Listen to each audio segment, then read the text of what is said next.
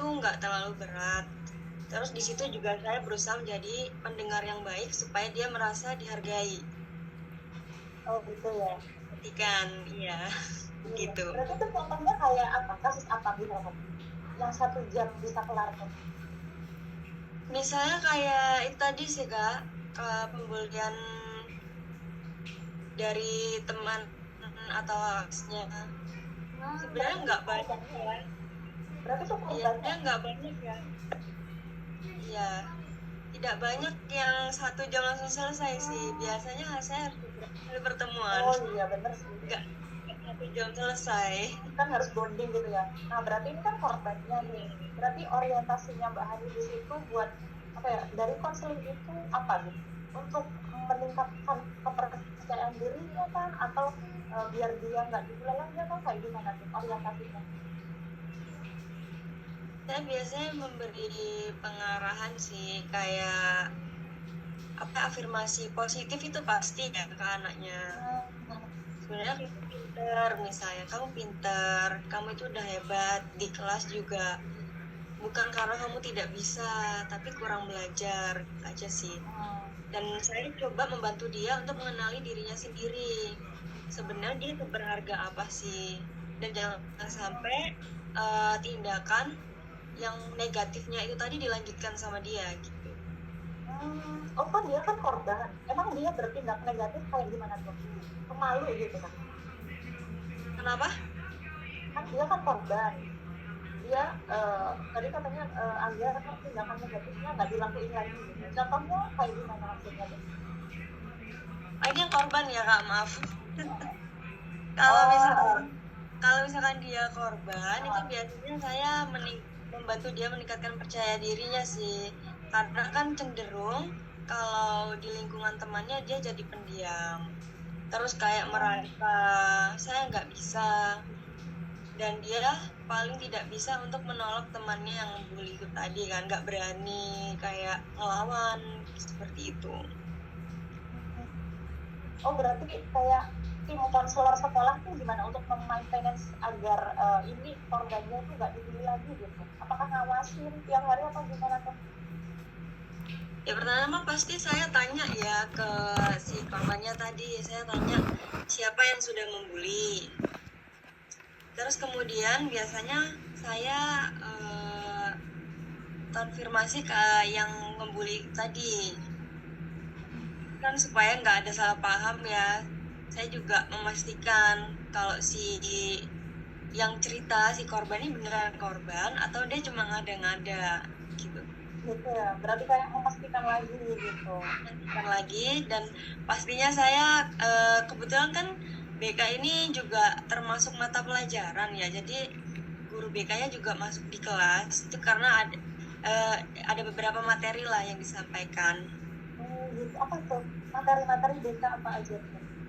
Jadi penasaran kita. Biasanya yang paling sering ya itu yang berkaitan dengan keadaan mereka. Contohnya seperti etika berteman sebaya, terus tentang pembulian, terus bahayanya kayak tadi merokok, pergaulan bebas, pergaulan seks gitu. Oh jadi basic-basic buat kecil SMP gitu ya. Iya. Ini Kak Hadi pernah itu nggak kayak pegang klien gitu nggak, klien dewasa gitu? Kalau yang dewasa sih belum pernah ya, saya kebanyakan cuma anak-anak aja. Anak mungkin pas itu pas dulu praktek mungkin ya kan masih ada praktek pas kuliah gitu. Kalau praktek paling enggak itu adik kelas ya. Oh udah kelas, adik Kalau kelas yang adik kelas dewasa kan belum juga pernah. udah dewasa juga ya, ada tingkat kan. Palingan semester bawahnya semester 3, 5 gitu. Nah biasanya problem mereka tuh apa? Artinya kan problemnya real juga kan untuk kita Iya, nyelesain. benar. Apa tuh Biasanya biasanya? tuh ya soal percintaan gitu sih kebanyakan. Berarti apa orientasinya dari problem percintaan tuh? Kenapa? Apa orientasi maksudnya bosnya konselornya ya? Ya, Mau diapain gitu? Dari kasus itu gitu untuk mengubah konselingnya biar jadi apa gitu. kan kebetulan emang kayak deket ya kak ya, jadi saya nggak terlalu pakai teknik konseling yang sesuai teori gitu. Paling nggak saya cuma ngasih motivasi aja sama ngebantu buka pikiran, karena pada saat itu teman saya atau adik kelas saya itu dia terlalu kayak putus asa, kayak terlalu cinta gitu sama si cowoknya tadi. Ya, Oh gitu. Itu semester berapa tuh? Ada kasus seperti itu dianya? kenapa? Di semester berapa dia mengalami kayak gitu? Semester berapa ya? Semester 1 kayaknya. Oh berarti baru lulus SMA banget ya? Iya benar. Memang kalau kayak gitu ada riwayat itu nggak Mbak? Riwayat kayak sosial apakah itu dari keluarganya emang nggak dapat, katanya ya, katanya kan kalau kalau nggak dapat kasih sayang dari keluarga tapi cintanya nggak full gitu kan jadinya dia cari-cari dari luar gitu. Apakah emang ada faktor kayak gitu? Dianalisis juga nggak waktu itu? Kalau yang saya tahu ya, kalau dari lingkungan keluarganya saya nggak terlalu mendalami. Cuma taunya orang tuanya kerja dua-duanya gitu aja dari dia sekolah. Terus dia juga orangnya introvert kayak gitu, nggak terlalu bisa akrab sama orang. Kalau saya pada saat itu, kenapa sih kamu kayak terlalu memberatkan si cowokmu itu? Ternyata itu karena ya dia adalah salah satu orang yang bisa ngasih kasih sayang ke dia intinya gitu. Karena kan dia jarang berbaur sama teman yang lain, sedangkan teman itu tadi katanya sebelumnya itu bisa diajak curhat, terus bisa dipercaya buat ngapain aja gitu. Nah ini kita tuh semester 3 ini banyak banget tugas konseling nih teman-teman, bener ya, kita banyak banget tugas konseling, nyari banyak konseling gitu. Nah kita pengen tahu nih tips-tips dari Kak Hani gitu, gimana sih agar proses konseling itu bisa sukses gitu loh, bisa ngasih insight ke konselingnya gitu. Gimana nih kalau tips dari Kak Hani? Kalau dari saya ya, sekarang saya juga masih sama-sama belajar mungkin sama kalian, terus gak terlalu menguasai beberapa teknik atau teori, tapi yang paling penting buat saya kalau di konseling itu adalah membuka empati. Karena dengan empati yang ada atau empati yang besar, kita kan jadi bisa terbuka, jadi bisa ada kesukarelaan. Klien bisa itu ya, kayak bisa tahu skillnya kita gitu. Kalau kita itu empati. Kenapa? Jadi klien tuh bisa merasakan kalau kita itu punya empati, jadinya dia lebih terbuka lagi. Benar begitu ya? Iya, biasanya kehati-hatian saya kalau lagi ngobrol sama konseli atau sama siswa yang lagi proses di sekolah kayak gitu sih, di komunikasi. Gimana caranya dia itu bisa leluasa sama saya, bisa percaya sama saya, dan juga bisa enjoy ngobrolnya tanpa dia itu takut, dan terutama supaya dia ngerasa dihargai, ngerasa didengar.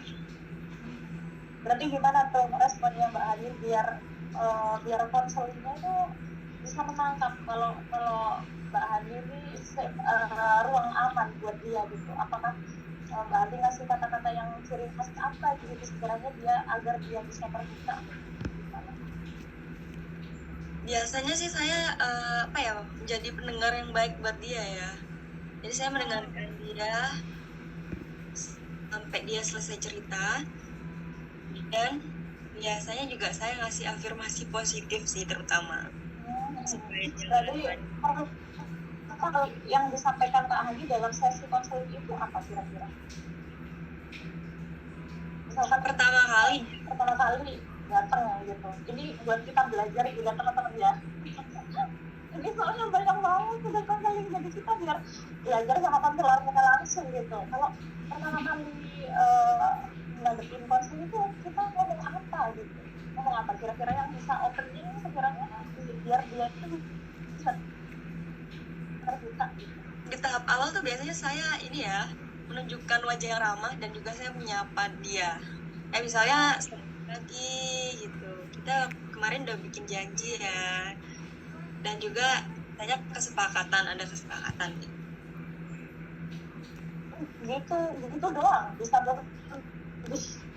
apakah ada lagi? Pasti ada lagi. Nanti banyak ya. Iya, banyak obrolan juga.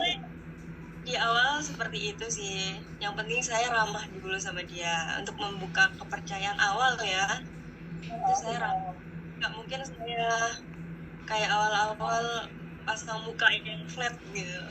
Iya benar. Biasanya kayak lama nggak sampai konseling itu bisa terbuka dan akhirnya cerita. Untuk waktu lama nggak? Biasanya tergantung ininya ya, siswanya sih Kak. Ada yang tanpa tanya itu dia udah terbuka sendiri, ada yang harus 30 menit kemudian gitu baru terbuka, ada yang di pertemuan kedua baru terbuka. Oh gitu, berarti selama 30 menit itu apa pendekatannya biar bisa nyaman dan akhirnya bisa cerita gitu?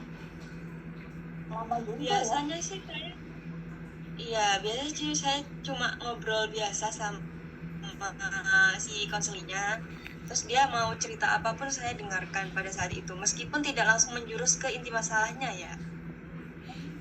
Kayak apa tuh misalkan? Cerita apapun?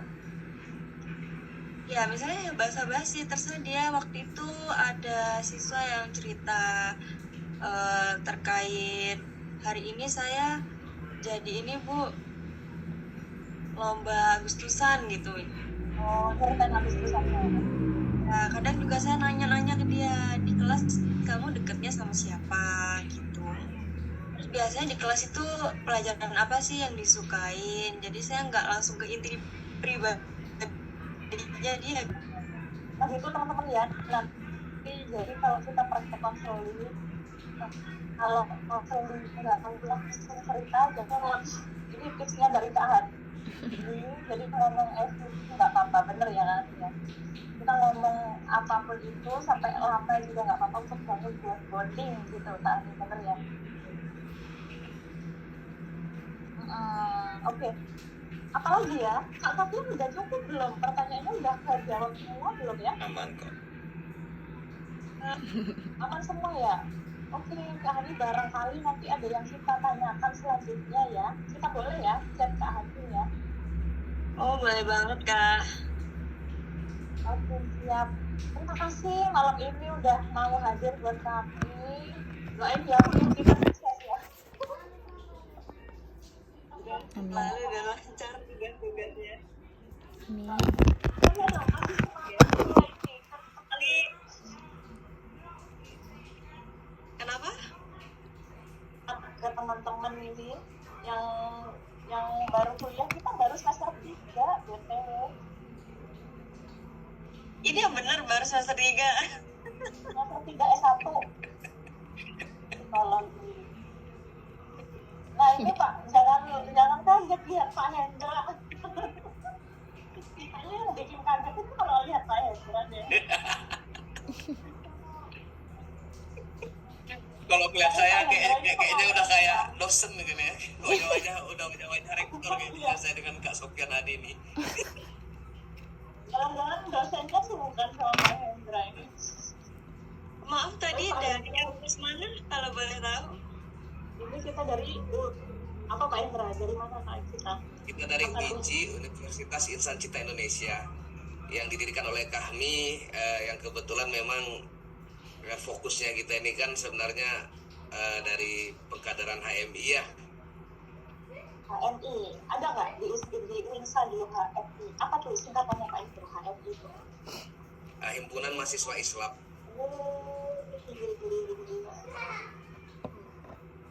Kalau Kak Nia sendiri ikut organisasi mahasiswa nggak dulunya Kak yang eksternal gitu? Kebetulan saya itu ini ya introvert, saya kurang suka ikut kegiatan apapun kalau di kampus dulu. Berarti Kak Alia ini, Kak Hania ini kalau saya lihat lebih normal introvert ya sifatnya ya, normal introvert ya, bukan neurotik introvert ya. Iya, saya juga lebih sering di rumah kebetulan ya. nggak terlalu berbaur di luar. gitu. Oke, Tapi cukup, Kak. aja kan misi kita tetap sama kan, ingin menjadi antara konselor maupun psikolog ya, tetap ke situ ke arahnya kan, antara dua itu. Jadi kami malam ini juga terima kasih banyak dan sangat-sangat terima kasih Kak Hania bersedia meluangkan waktu untuk kami semua. Jangan kapok nanti kalau ke depannya kami undang lagi, pastinya dalam tugas-tugas kuliah kami akan selalu beririsan dengan baik konselor maupun psikolog gitu.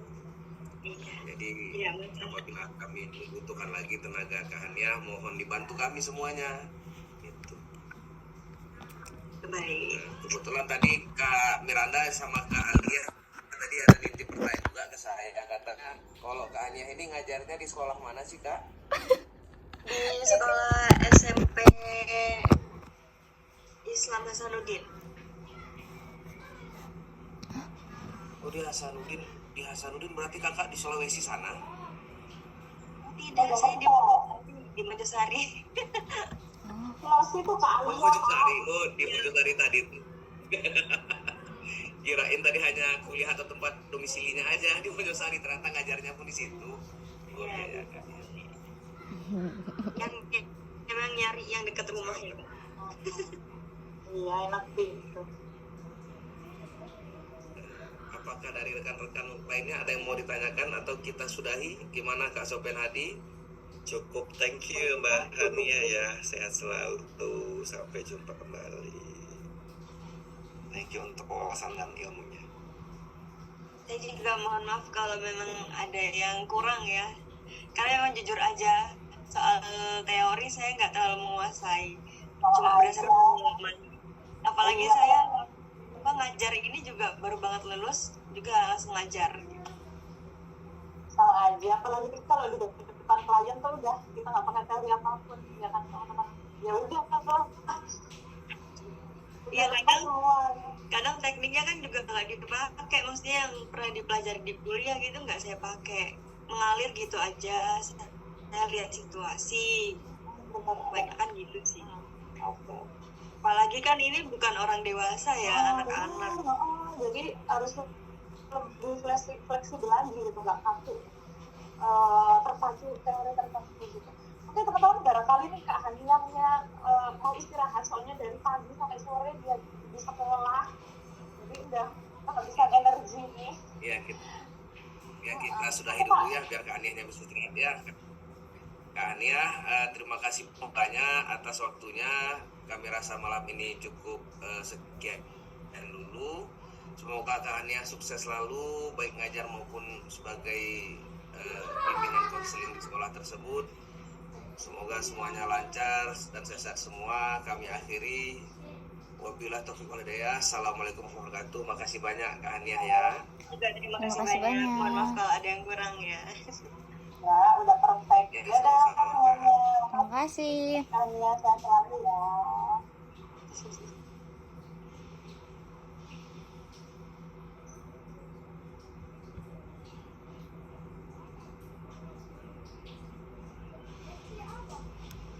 Nah ini Kak Siti-nya ikut keluar juga ini berarti. Iya lagi, Kak Siti. Hah? keluar dia. Oh, yang pamit konselornya dia pun ngikut ini.